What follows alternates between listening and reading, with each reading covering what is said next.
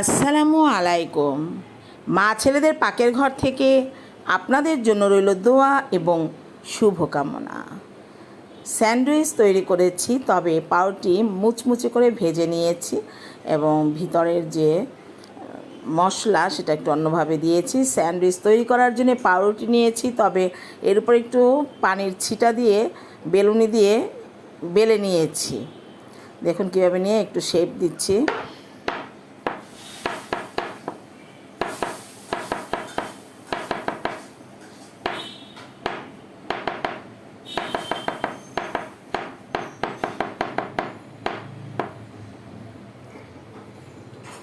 ডিম সিদ্ধ করে টুকরো টুকরো করে কেটে নিয়েছি। পাউরুটির শেপগুলো দেখে নিন যে আমি ত্রিভুজাকার করে নিয়েছি টুথপিক দিয়ে। এখন আমি গরম তেলে দিয়ে দিচ্ছি।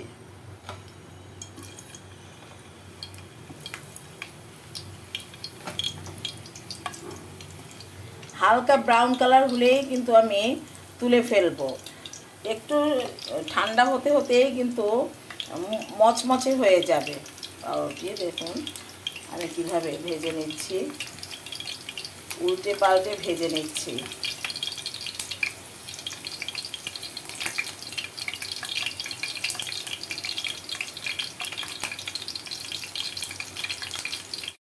ফ্রাই প্যানে বাটার অয়েল দিয়ে দিবেন অথবা ঘি। এর মধ্যে আদা বাটা, রসুন বাটা দিয়ে একটু যখন কাঁচা গন্ধ ছেড়ে গেলে ডিমের টুকরাগুলো দিয়ে দিবেন। তারপরে পেঁয়াজ কুচি, টমেটো কুচি, ক্যাপসিকাম, একটি আস্ত ডিম এর মধ্যে ভেঙে তার মধ্যে গোলমরিচের গুঁড়ো দিয়ে ভালো করে মিক্স আপ করতে হবে এবং এটার মধ্যে পরে কাঁচামরিচ কুচি দিয়ে দিতে হবে। কাঁচামরিচ কুচি দিয়ে এর মধ্যে মোজোরেলা চিজ দিয়ে 5 থেকে 10 মিনিট চুলোর একদম অল্প আঁচে দিয়ে রাখতে হবে। তার উপরে একটু আবারও সাদা গোলমরিচের গুঁড়ো এবং চিলি ফ্লেক্স দিয়ে দিতে হবে।